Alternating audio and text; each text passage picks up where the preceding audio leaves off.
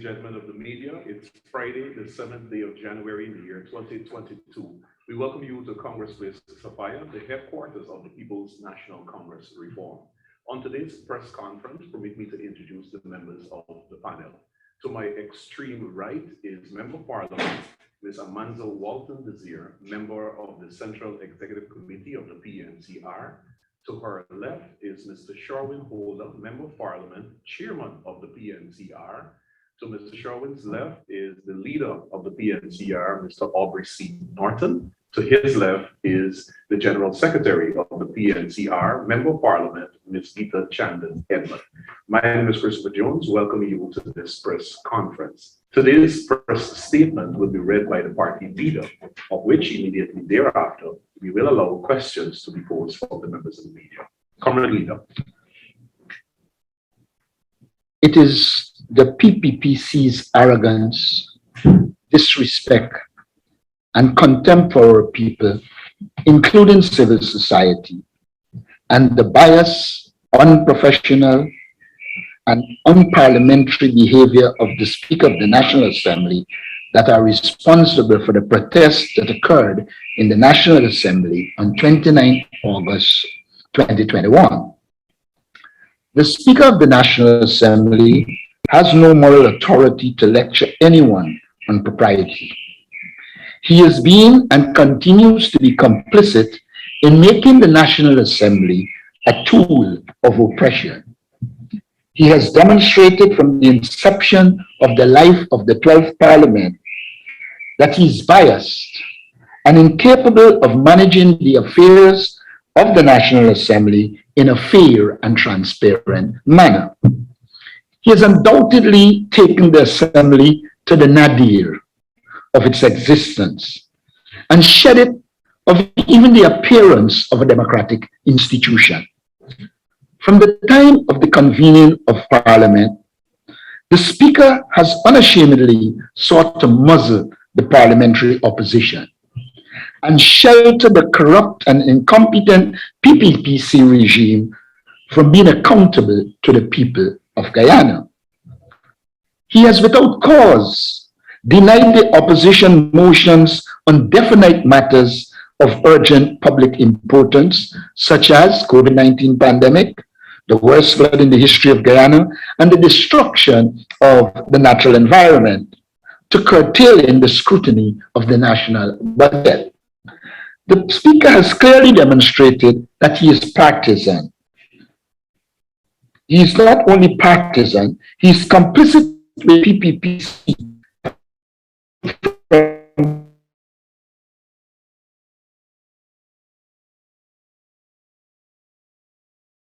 and dictatorial. On December 29th, the Speaker colluded with the PPPC government to rush the Natural Resource Fund bill through the National Assembly, once again demonstrating his willingness to sacrifice the well-being of the people by denying not only the opposition plea, but those of the majority of Guyanese, including civil society and the business community, to have the Natural Resource Fund bill sent to a select committee to allow for widespread consultation on this matter of tremendous national importance. It is evident that the PPPC is not democratic and is bent on dominating and controlling everything in Guyana. The establishment of a sovereign wealth fund for Guyana is a matter that touches and concerns all Guyanese, present and future. And it would have therefore been in keeping with the tenets of good governance for the PPPC regime to allow the Guyanese people to have a say in such an important legislation. Instead, the PPPC chose to once again disregard the wishes of the Guyanese in pursuit of their own narrow, partisan, elitist interests and attempted to illegally pass the Natural Resource Fund bill. The PNCR maintains that the Natural Resource Fund Bill number 20 of 2021 was not legally passed in the National Assembly, and we will challenge it every step of the way. We reiterate that the mace, which is the symbol of authority and which must be present throughout the sitting of the Assembly when a law is to be passed, was not present, and this fact has since been confirmed by the Speaker himself. The Speaker's admission that a replica of the mace was used is an embarrassing attempt to gloss over the illegal actions of the PPPC in the National Assembly, in which he, as Speaker, was complicit and culpable.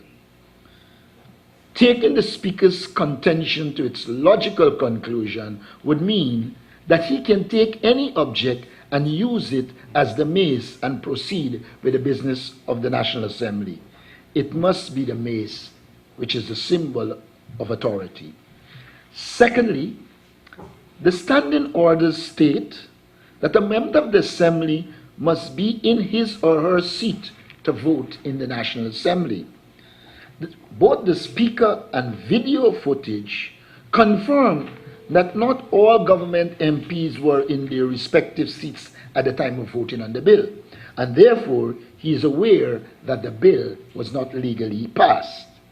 It is in this context, therefore, that the PNCR condemns the threat made by the Speaker against opposition members of Parliament who sought to defend the rights and interests of the Guyanese people against a deeply flawed, widely criticized bill that is aimed at creating a slush fund to facilitate PPPC corruption.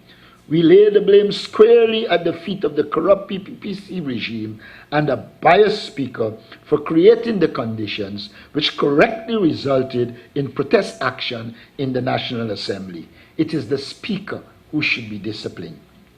The PNCR wishes to make it clear that we stand in support of our members of Parliament and that we view the threats made against them by the Speaker as not only an attempt to intimidate the members of Parliament themselves into silence and compliance, but also to shift blame away from himself and muzzle the voices of more than the 200,000 Guyanese we represent. We will continue to fight for the withdrawal of the bill, since if successful, it will open the floodgates of PPPC corruption and rob future generations of their right to benefit from our national patrimony based on intergenerational equity. The PPP stands in the way of progress in Guyana. One would have thought that the billions of dollars we will earn from oil can, within a few years, guarantee each Guyanese household or family adequate income, food, nutrition, housing, healthcare, and other necessities and basic comforts of life. Unfortunately, the PPPC's incompetence and corruption have led to increased cost of living and the dimming of the hope of the Guyanese people.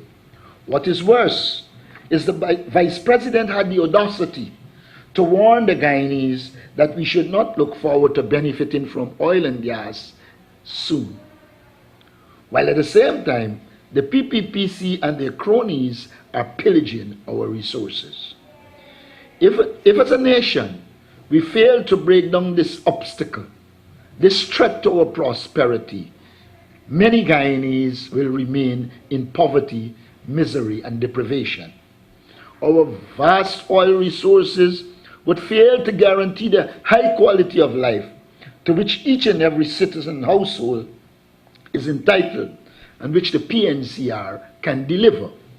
Clearly, the government's approach is to enrich a few of its elites, families, and friends.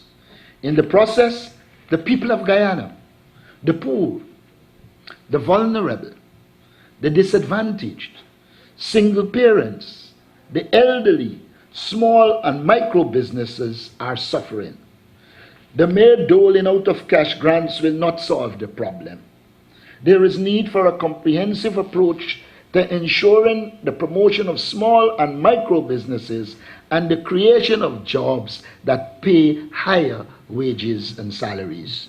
There is need for job and business creation that improves the quality of life of the people of Guyana.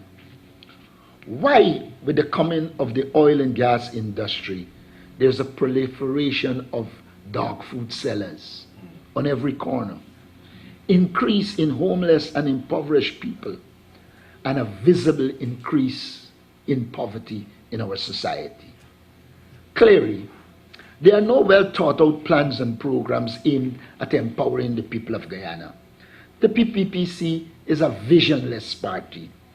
The PNCR calls on the PPPC regime to begin to put the interests of the people of Guyana first and move away from the present approach that is based on political patronage and channeling resources to PPPC elites, families and friends, and begin to address and solve the real problems that are affecting the poor and the powerless, that of extreme poverty that proliferates in our society. At present, PPPC cronyism, incompetence and corruption stand in the way of the development of the people of Guyana. Guyana cannot progress under the PPPC. Its elites get-rich-at-all-costs approach prevents resources from being allocated to the people who need it most, the poor, vulnerable, and the disadvantaged. This must end. I thank you. Thank you very much, Comrade Leader. Ladies and gentlemen of the media, you've heard the statement. The floor is now open for questions. Please identify yourself and the media house that you represent. The floor is now open.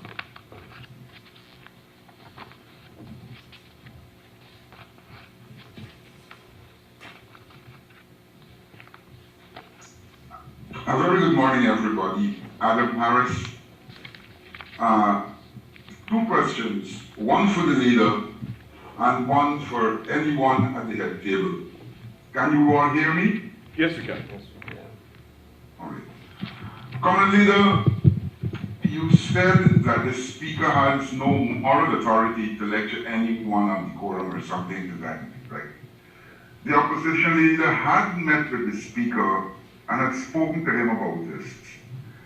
At the press conference he hosted in the wake of what happened at the Artichoke Conference Center, I questioned him about his partiality. His answer was, he always acts impartially. How do we get him to recognize the perceived partiality? Having met with him and him not recognizing this. And the second question has to do with any member of parliament. After that issue, is the miss anywhere within the confines of the Artichoke Conference Center at this time? Okay, let me deal with the first one. How do we get him to be non-biased? I believe only he can answer that. What I can do is point out to you that the trends from the time he would have become speaker suggests that he cannot. If a country is gripped in a COVID crisis and the opposition brings a motion to deal with what is clearly an issue of national importance, and you declare that it is not urgent, then obviously you cannot be considered an impartial speaker. If the opposition brings a motion that speaks to the floods that we had last year, or the year before, I don't remember that correctly, and you Guyanese were being devastated by the floods. But again, you as speaker decided that it's not urgent, it's not important. And so one of the characteristics of a proper speaker is that they should at minimum appear to be impartial. Even that appearance he has removed. And therefore, I don't think anyone will believe that it is easy to talk him in to change him. Let us recall that he was a PPP minister in the era of wanton corruption, and therefore interwoven into the fabric of his approach is protection of corruption and dishonesty. And so, in my opinion, he does not qualify to be speaker because he does not possess the attributes of a speaker, especially one, impartiality, two, acting on behalf and or in the interest of the people of Guyana. None of the two he possesses.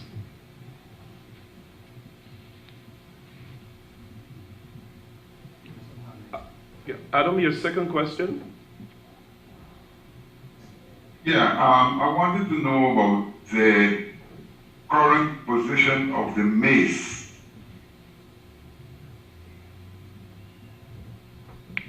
Okay, so my interpretation is that you mean the current position as in if it's located at the Archichung Conference Center? Is that the question? Anywhere. Is it within the confines of the National Assembly, wherever that body might be sitting? I don't know. That's what I'm asking. Okay, so based on the guidance put out by the Parliament of Guyana in a document titled the Parliament Guide, it states specifically that if the maize is not in the chambers of the National Assembly when there is a proceeding, then there is no business can be conducted. And this too has been reiterated by the Commonwealth Parliaments as far back as the 17th century has been the norm. Once the maize is removed, there is no proceedings. And including the guide that has been put out by the Parliament of Guyana, it states specifically that. And to quote him, or to quote the exact words from the guide of the Parliament of Guyana, it states, and I quote, "When the maize is out of the National Assembly, no business can be done." End of quote. This is the guide put out by the Parliament of Guyana.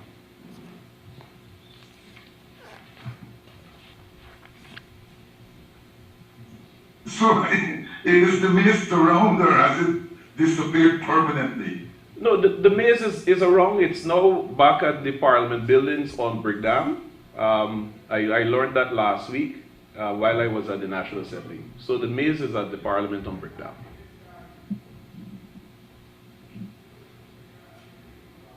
You know, Adam, and we should also point out the fact that Parliament is not being held at Parliament building, and it is held at the Archichung Convention Center because of COVID.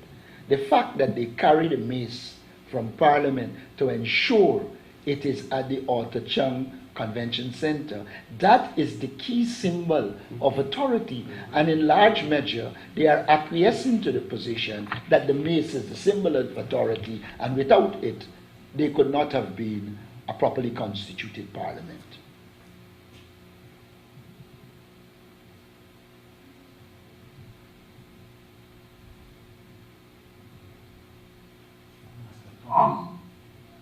Mr. Norton, that is Bodamarian. Sir, in your opening statement, you seem to have justified the actions by the MPs to remove the mace, etc. But to what extent do you fear that this may create a bad precedent as far as violating the standing orders are concerned?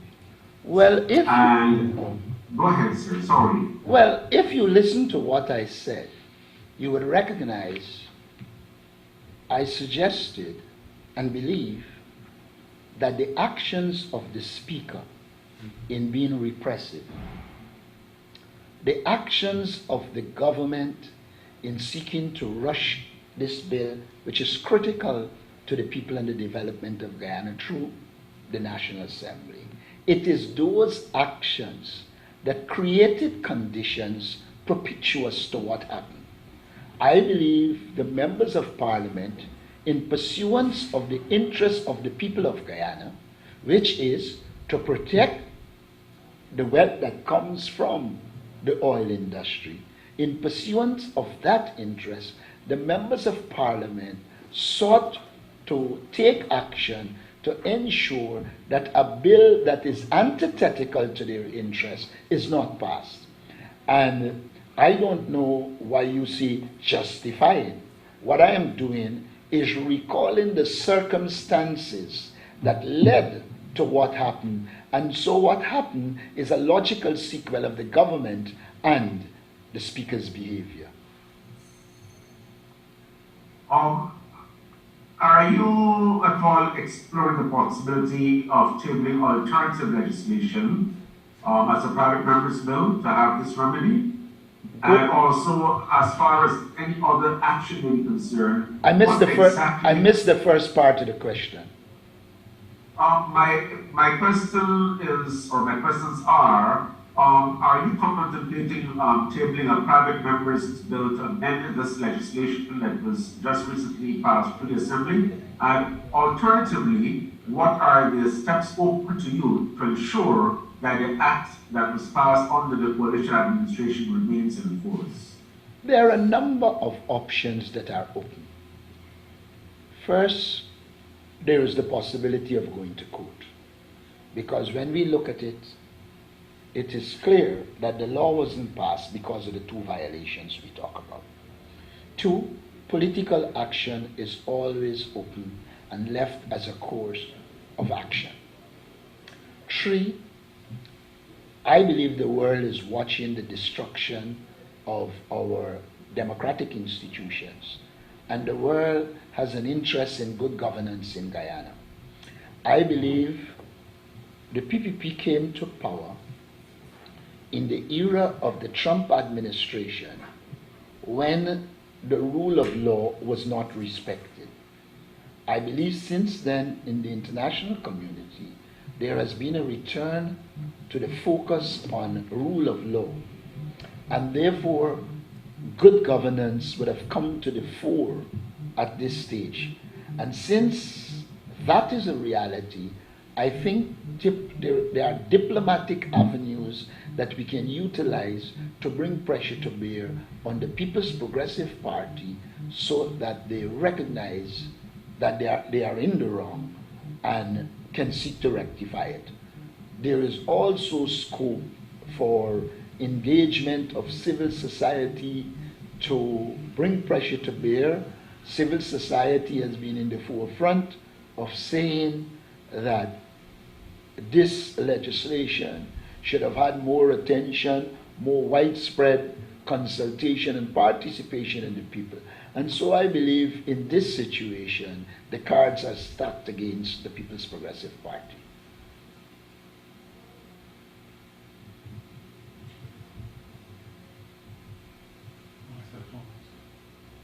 Dennis, if there is no other question from you, we'll go to Marcel Thomas. Hi, good morning. Marcel Thomas from the Standard News. My question is outside of the opening statement, sir. Mr. Norton, you had said that the PNCR would have a meeting of its central exec this week. I want to know if that meeting was held. Yes, it was held. And the issue of the leader of the opposition position and your being in Parliament would have been discussed. Were those issues discussed, sir? And what is the outcome? Yes, they were discussed.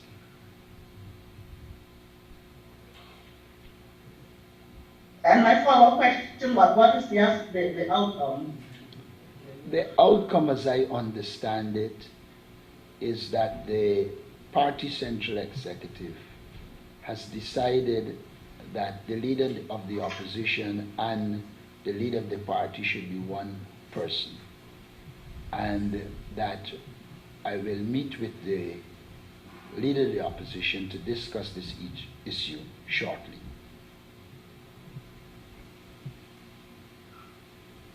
Okay, when you say shortly, have you set a time for that? Yes, there is a date and time set. Mr. Martin, we have to get everything out of you piecemeal. When is that date? Well, first of all, I can tell you it is going to be before next week, Wednesday. Oh, okay, sir. Thank you so much. Thank you. Thank you, Marcel. We see two other persons with their hands raised. Wendell Battery, go ahead, please. Hi, good morning. Thank you very much. Mr. Norton, in answering Mr. Chabrol's question, you said that political action is available in addition to quick action. First of all, could you say what specific political action you're referring to, or what you at least mean by political action? Secondly, the ACNU AFC had signaled its intention to challenge the decision, the passage of the bill rather, at the level of the court. Could you see whether that has been, whether the coalition party has embarked on that as yet, and what stage it is to act? Thirdly, you mentioned about jobs for the poor and those persons, increasing their wages and salaries. The PPP administration has been touting that with the robust housing drive that they have embarked upon, among other initiatives, several jobs have been created, in excess of 10,000 to be precise. So what would be your response to that? First of all, let me deal with the political action. There are always open a number of actions that one can take politically.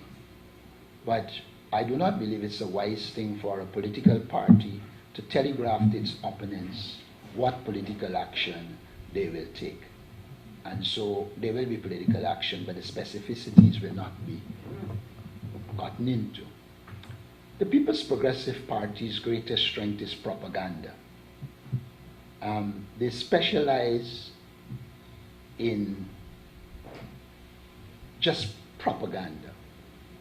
Now, travel Guyana and look for the evidence of 10,000 jobs being created by housing. A lot of times people exaggerate. Let us assume you have 10 people working on each house. Just,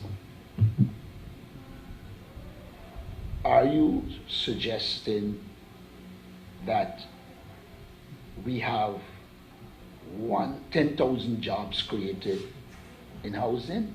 It's a lie. There is no evidence in this society that there is large-scale employment created as a result of housing. Where I know some employment is being created is they build roads, the East Bank one, etc. And as the trucks traverse them, they are being destroyed, and in very short time, they have to repair them. And so it is recurring jobs, not new jobs. I think all of us know full well that the People's Progressive Party always call large figures and then just use the PR. Let us recall that the now President Irfan Ali was caught lying in Parliament while I was Shadow Minister Housing, when he said in typical fashion they had allocated 20,000 house lots to the people of Linden.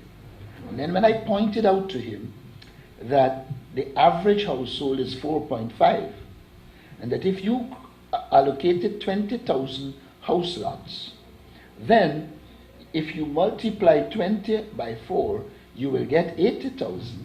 And the entire region 10 didn't have 80,000 people, but yet you had applications for about 8,000 people waiting. The people are pathological liars.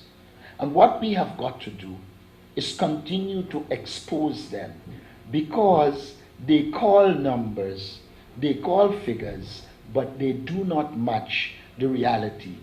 If you hear them talk on the economy, you would believe that this economy is doing well. But when you talk with the man in the street, they will tell you what they are passing through. Why is the economy doing well and only menial types of jobs are emerging?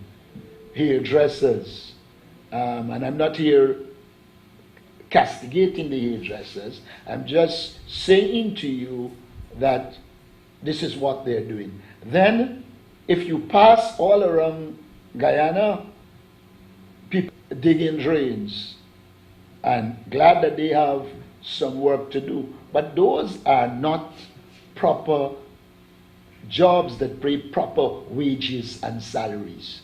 And therefore, it doesn't improve the quality of life of the society. In fact, it's a stopgap so that they can campaign. And if one wanted to assume that it was a structured program aimed at maintaining communities, then it would have been done earlier, it would have been more organized, and it would have been given to people in the communities and not political people. In Aubrey Norton, they have a young man running around telling everybody he could call Jack Dio and he could talk to this person, and anybody in Aubrey Norton who is not PPP or support of them can't get no work here. That is not development. That is unnecessary political patronage that is dividing our society. I want to say to you, there is no evidence that the People's Progressive Party has produced a program that is generating 10,000 jobs anywhere in Guyana. In fact, let's assume they were generating some. You have to put that against the amount they have fired and destroyed. And you have to put that against the fact that the real wage of people are decreasing, and a job in itself right now is no guarantee of a proper quality of life. And that to me is what is critical. And like we said in the statement, action needs to be taken to improve the quality of life of the Guyanese people. And as a political party, that is what we are promising. Proper policies, programs, and projects that will be aimed at improving the life of all Guyanese while treating all Guyanese as equal. What we are seeing in Guyana is a descent into lawlessness.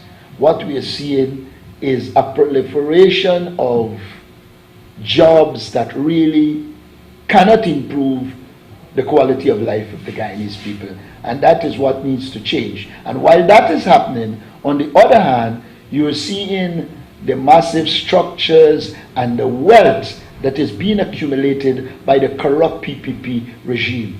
I have regularly said, I am prepared to ask the president and vice president to do like an ordinary Guyanese. Take the salaries and put it against their wealth, show us the mortgage, and then we will accept that your wealth is not ill-gotten. Thank you very much, Wendell. Mr. Norton, sorry, just the court action. I can't remember yes. if you did. First of all, I know that some work is being done on the matter, but I can't say to you that it has arrived at the courts as yet. If I may just mention one more question quickly for Ms. Chandon Edmond.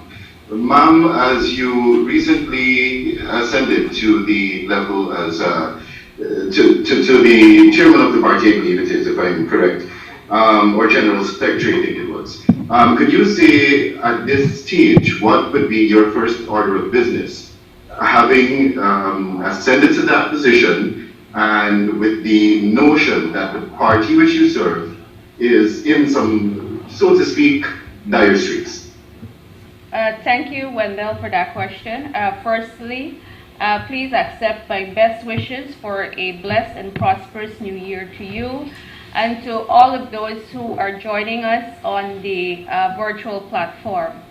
Also, I wish to thank the delegates and the membership who has expressed confidence in me and my abilities. I also wish to thank Comrade Leader for the confidence he has reposed in me. I am deeply humbled and grateful. I've always been people-oriented. I believe in service to my country. So I will be working along with Covered Leader and the leadership team to realize the visions, the goals, and the objectives of our great party. We intend to take the messaging of our party to all communities and ultimately for us to return to government in the shortest possible time. Our first plan of action would be to ensure that we are united. Thank you very much, Wendell. Mr. Norton, I have a follow-up question to one of my colleagues' earlier questions, and that is in relation to the leader of the opposition, the PNCR leader being one. Sir, can you say whether any decision has been taken to have the discussions with the current representative of the list? Well, the issue was raised, but as a matter of course, the present leader and the past leader should be in consultation to ensure continuity. And have you approached him for a meeting already? Well, I can say without fear of successful contradiction that an approach has been made. Sir, do you believe that both positions should be the same, the representative of the list and the leader of the PNCR as well? If so, why? Well, it is not that I who believe that. Like I said to you, it is the central executive met, discuss it, and arrived at that conclusion. One of the arguments they made that it has been the convention in the party, and the second argument is that it provides for better coordination and control of the activities of the party, and for better strategizing to ensure efficacy. But sir, you talked about convention, but there was also the situation where Professor Lakshman was also representative of the list as well as Mr. Kangram Suru. Why then do you think, or why then is your executive believe that situation should not be taken into consideration as well? Because historically, the leader of the party and the representative list have been one and the same person. It is true that with the advent of the coalition, there were some compromises that occurred, and there are cases where it wasn't the case. But you are also aware that at the last election, it was again placed back together, and we have therefore returned to the tradition which we believe is in the best interest of the party and the country. Thank you, Dennis. Kendall Richmond, your hands up. Hi, good morning. My question has to do with the selection of the second vice chair. I know that there was a tie, so I would like an update on that. Well, the party believes that these issues should be resolved with all persons being satisfied with the outcome, and the persons are still being engaged, and at the conclusion of it, we will let you know what is the decision that has been made. Thank you. Kendall, any other questions? Yes, I do have a follow-up question. You spoke about taking challenging the passage of the NRF bill to court, but the Minister of Parliamentary Affairs, Gail Teixeira, said that nothing would come out of this because of separation of powers and all of that. What would be your response to that? That you never ever charge Caesar to be tried by Caesar. If Gail Teixeira is speaking on behalf of the government, do you expect her to take a position that contradicts the government position? No, you can't. And so I believe it is the court that will determine, and not Gail Teixeira. Gail Teixeira is a political partisan who is expected to speak in a partisan way and not necessarily to the law. Thank you, Ms. Richmond. Nazima Raghavir, I see you. Thank you very much. Good morning. Mr. Norton, several questions for you. Sir, one, are you prepared to head to the National Assembly? Two, do you see a role for Mr. Harman in the National Assembly other than that of opposition leader? Three, will you be recalling some members of the National Assembly? And four, would you be seeking a meeting with President Ali at any time? And a follow-up to that, would you also be seeking any meetings with other members, other political leaders? Thank you. Well, I'm sure that I will seek meetings with other political leaders. As it relates to a meeting with Ali, it has to do with the situation in the country, and that our central exec will meet and discuss And if we believe it is appropriate, we will. At this stage, we believe he's installed, and therefore we are not at this stage talking or thinking about a meeting with him.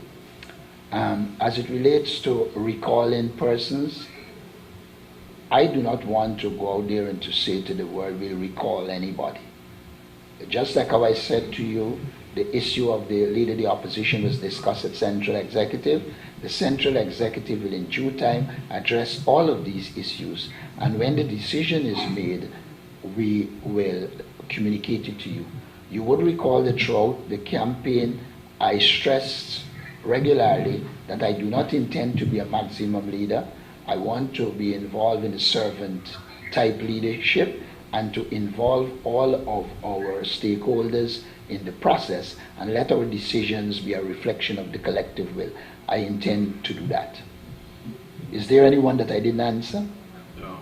Yes, and you intend to be in the National Assembly, and do you see a role for Mr. Harman in the National Assembly other than leader of the opposition? The question of whether I go into the National Assembly is a, well, first of all, I should say I know I have the competence to go into the National Assembly.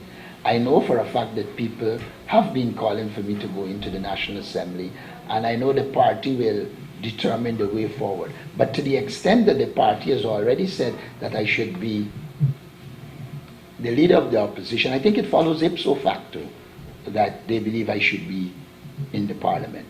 Now, as it relates to Mr. Harman, if you look at my approach since becoming leader, Richard Van Westcharge ran against me, we engaged him, and we are working together.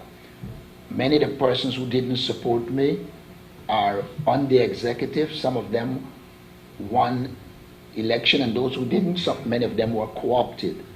So from that, I think it is reasonable to conclude that I believe that there is a place for everyone in the party. I believe that essentially the party's work is made lighter when we have all hands on deck. Mr. Harman has hands, and I'm disposed to them being on deck. Thank you. Briefly, you spoke of persons being co-opted into the Central Executive.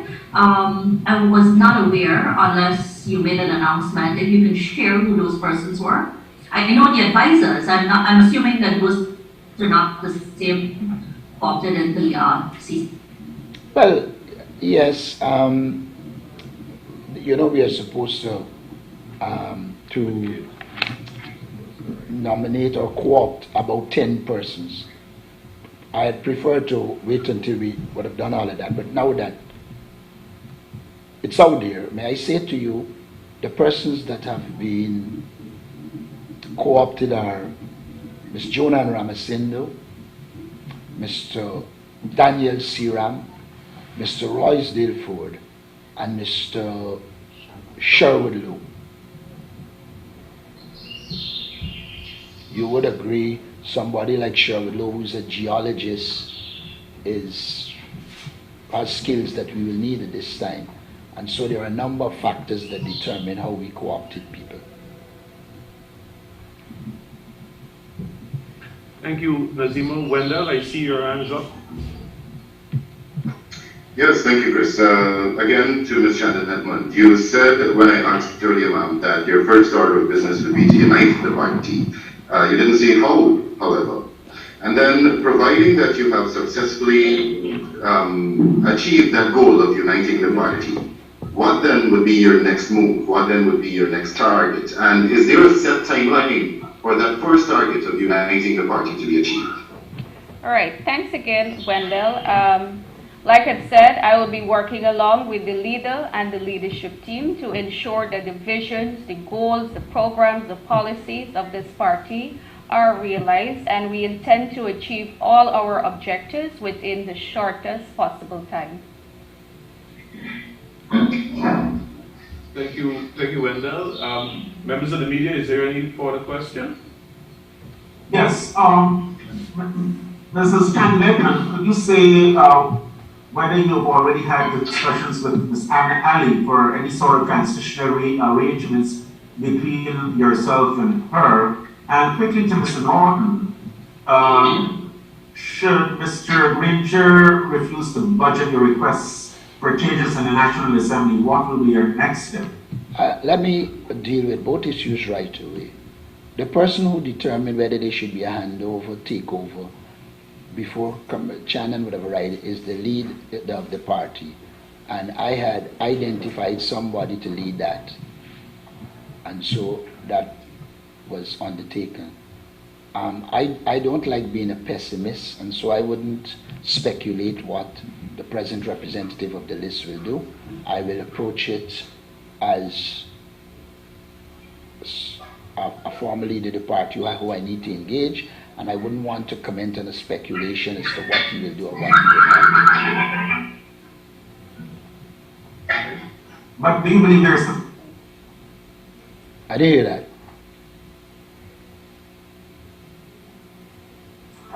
Do you believe that there are sufficient legal grounds for you to be both, notwithstanding the fact that Mr. Granger is the current office holder? Given the legal grounds for what?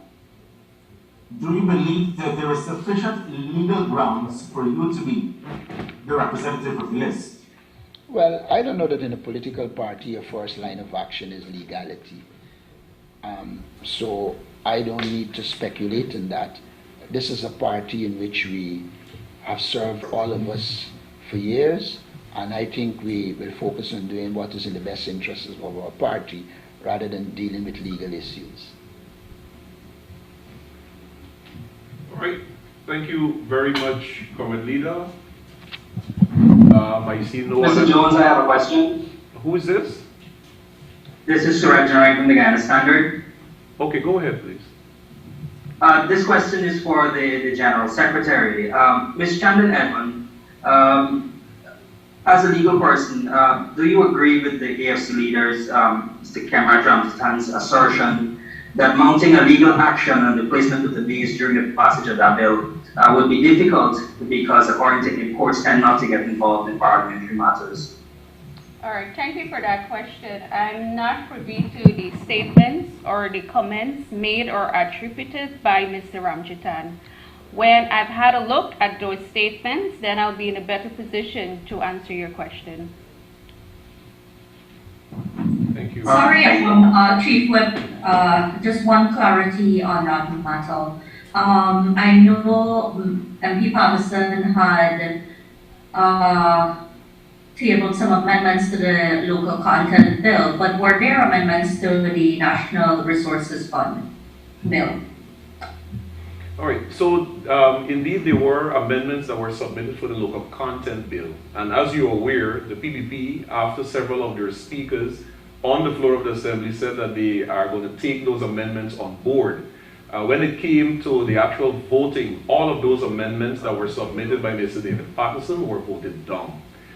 There were as well amendments for the Natural Resource Fund bill, but of course we didn't get to that stage in which we would have been able to submit same. And those submissions would have been done via the presentations that were made, or that would have been made by the speakers at that time.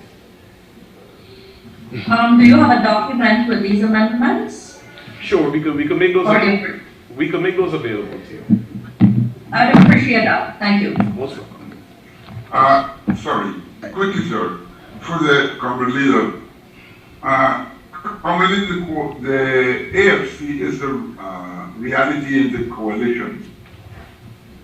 Since your election to office, sir, have you reached out to have a meeting with the AFC, or has there been any meeting with the AFC towards the continuation of the coalition? I have indicated to leaders in the AFC that we need to meet, but I'm a person who believes in a methodological approach. And I am in the process of meeting those in the APNU. And once I would have completed that, remember I've committed myself not to talk on behalf of the PNC without the PNC, once it is practically possible. I've committed not to speak on behalf of the APNU without consulting with the people in the APNU. So I have made arrangements for meetings with people in the APNU.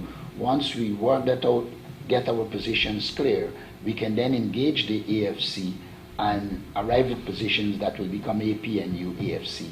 I believe when people discuss issues and feel part and parcel of it, they tend to be more committed and act in a more unified and coordinated way.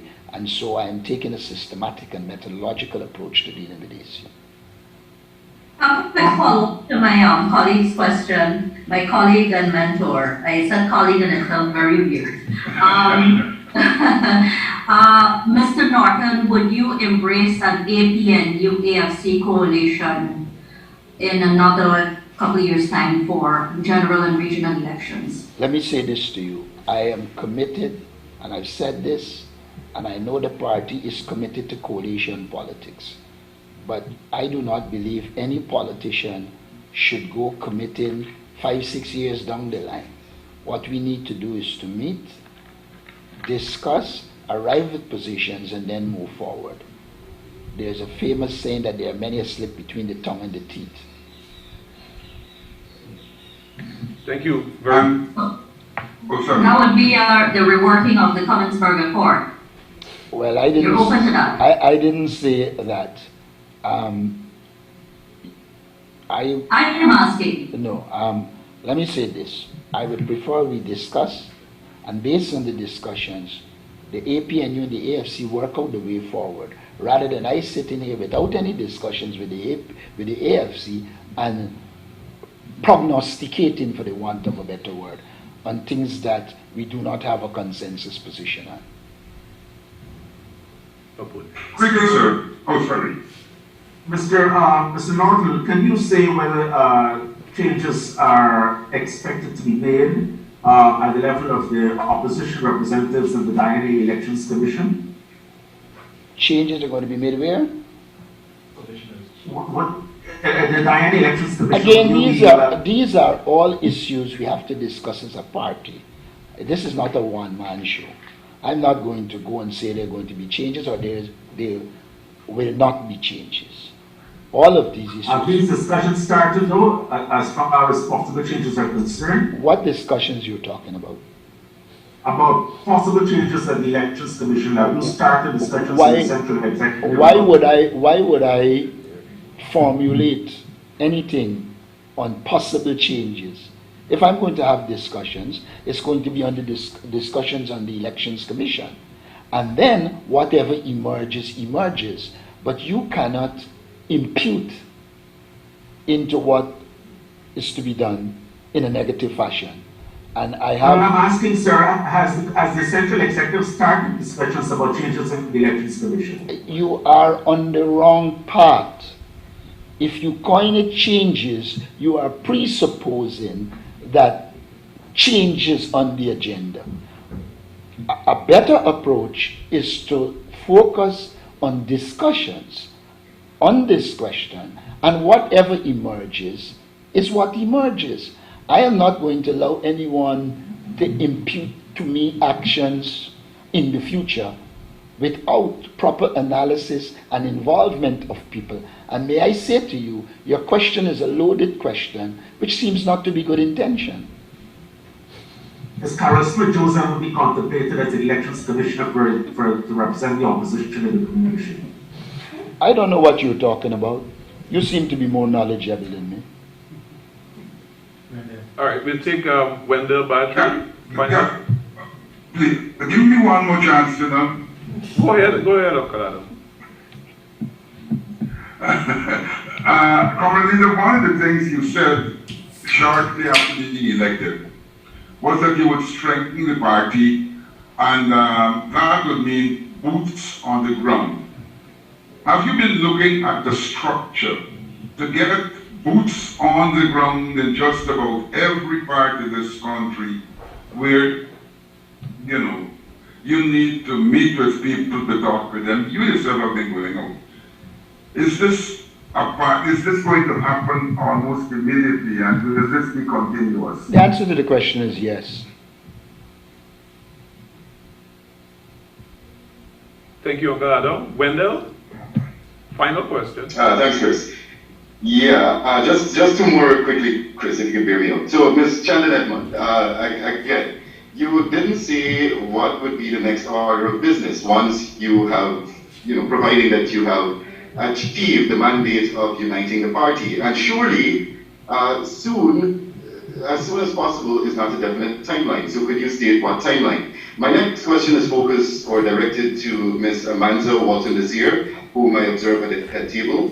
Ms. Desir, sometime last year, at the level of COP26, the PPPC administration had said that it would allow for more consultations to be held on the nationally determined contributions by this country. Have you started any discussions as the Shadow Foreign Affairs Minister in the National Assembly to that effect? And what would you do to ensure that these contributions are consulted more widely across the country? All right, thanks again, Wendell. Like I've said, I will be working along with the leader and the leadership of this party to focus on the development, etc., of our party. We have a timetable, and we will be working to achieve all our targets, our goals, and objectives within that stipulated time. Thank you. Amanda?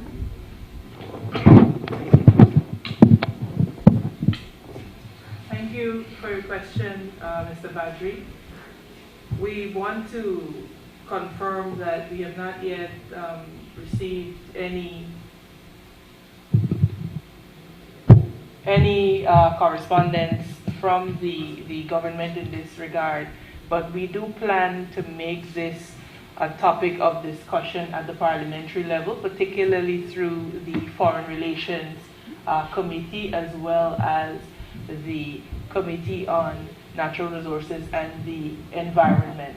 As you know, these committees have, these sectoral committees have very broad and sweeping investigatory powers and the power to have consultations. So these are certainly two of the avenues that we will be exploring to make sure that the Guyanese people have an input in a very, very, very critical and key piece of a document. Thank you. Thank you very much, Mr. Badri. Members of the media, we thank you very much for being part of the press conference. And of course, we invite you right back here next week for our weekly scheduled press briefing. Thank you and have a pleasant rest of your day. Goodbye.